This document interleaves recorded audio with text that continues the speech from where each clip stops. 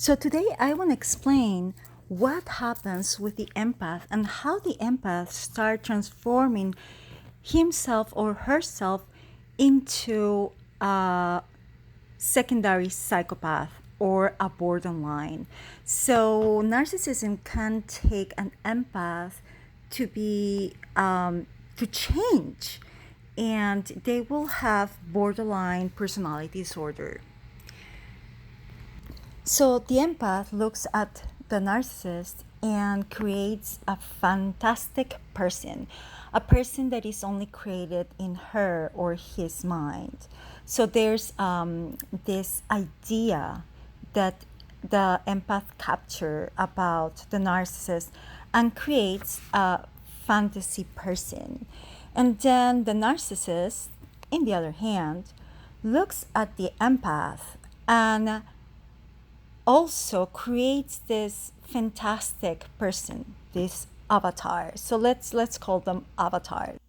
Now I have to say that this process makes sometimes really hard divide and try to understand who is the narcissist in the relationship, because this is when the empath starts changing. This is the process of change.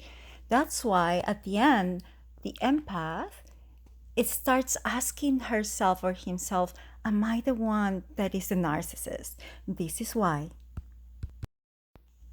Before I continue explaining about the avatars and what we create in our mind, I want to talk about the characteristics of the empath and the narcissist. So even though they are starting acting exactly the same, because at the end, they kind of act the same.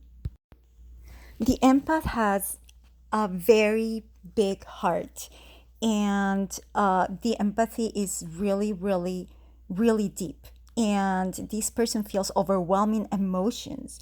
It's like incapacitated by her or his emotions.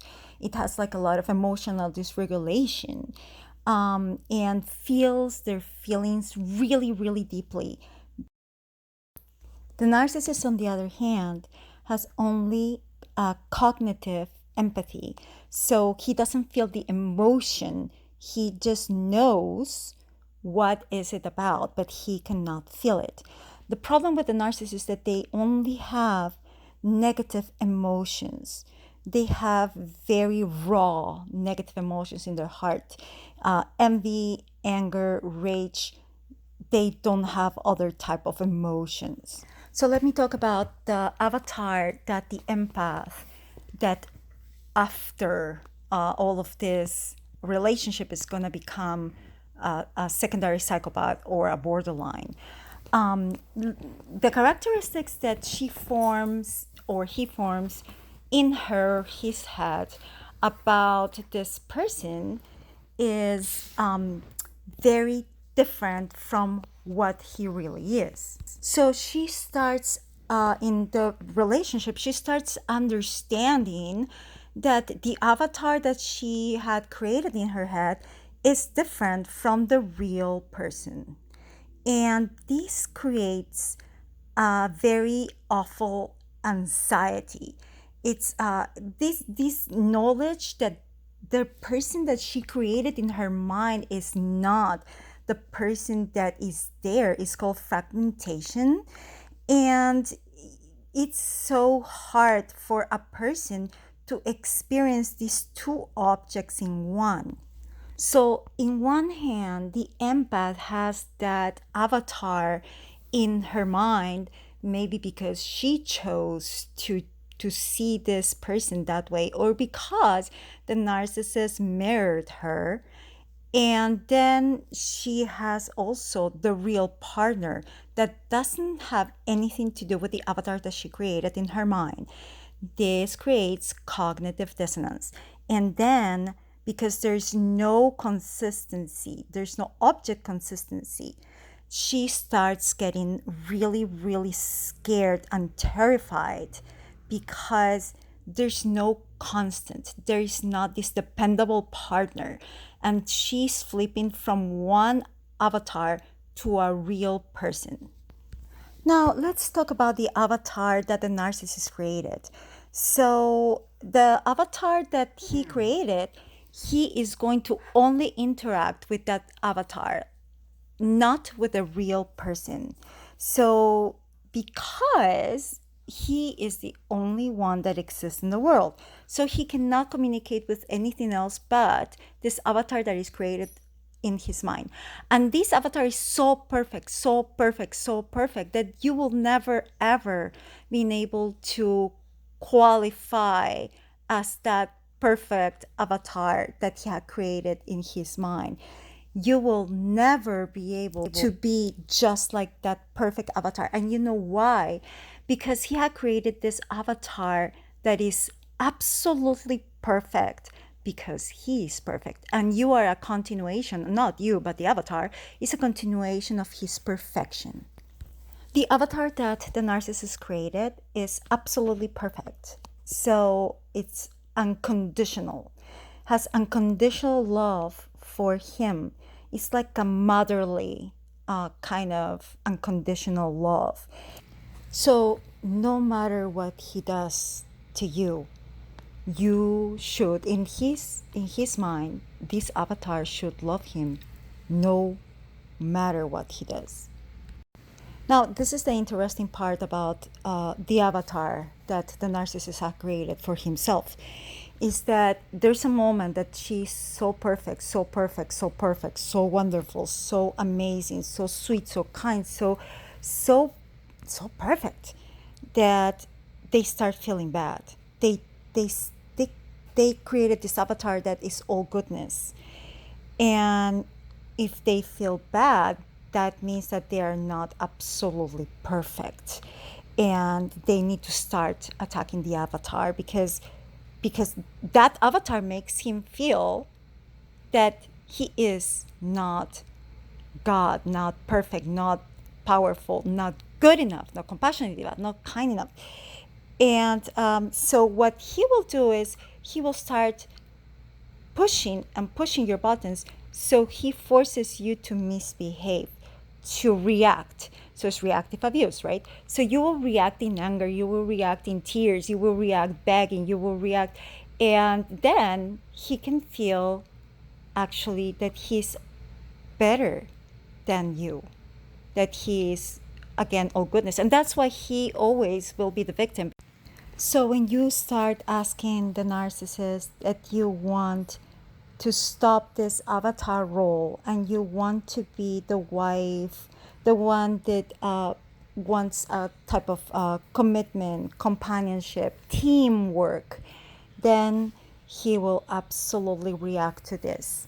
And this is when everything starts transforming into the nightmare.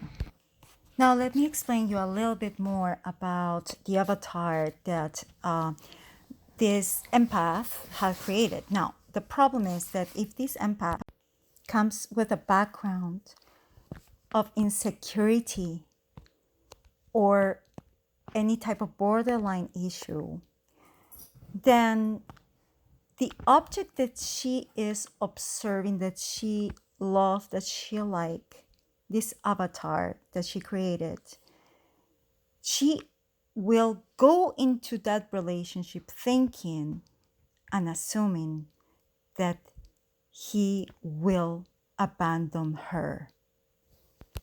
Everything that she will see is about abandonment. So it is crucial that you can understand this, and this is also your part, and your part that you need to be able to release and to be able to clear and purify and just get out of that trauma, because then you are going to go into all the relationships with the thought, with the assumption that this person will destroy you, will abandon you, and you start seeing all that behavior towards that. So starting a relationship, you start a persecution. You start trying to grab the partner somehow desperately. And at the same time that you are loving this partner, you are trying to run away from this partner because of your fear of abandonment, because at the end you are expecting that he will damage you, he will abandon you, he will hurt you. So this is the part that you need to heal, and this is the part that you need to do a lot of shadow work and child work. Also, we need to work with our emotions, because we have this decompensation, this regulation of emotions. So we're like, our emotions are naked and they're sensitive, and they're really like, we can feel the hurt really deeply. So this is when this secondary psychopath appears. When you start acting impulsive and not empathic and not compassionate, and you start acting out, and you start being reckless, and you start acting just like the narcissist. So the narcissist had transformed you into himself. Now, the narcissist, on the other hand, he is the primary sociopath. And he will, when he starts realizing that you are not that avatar, you are immediately transformed into this bad object. That's why it's so easy for narcissists to just discard you, because you are not that image that they created in their mind. So at the end, the empath and the narcissist will be exactly the same. Both of them will be victims in their own mind. It doesn't matter what the truth or reality is. The thing is that everything starts from your mind. Everything starts in the mind. So when you are transformed into this second psychopath, this borderline person, you have many characteristics that are just exactly like the ones that a narcissist have. You create an avatar, you are idealizing this avatar, then you devaluate it, then you discard it. The borderline and the narcissist, they can be grandiose, you can be antisocial. So the borderline experience all these things, like the fragmentation that is the experience of anxiety, but they really love, they really truly love. And your regulation of your mood and your life depends on the interaction with the narcissist.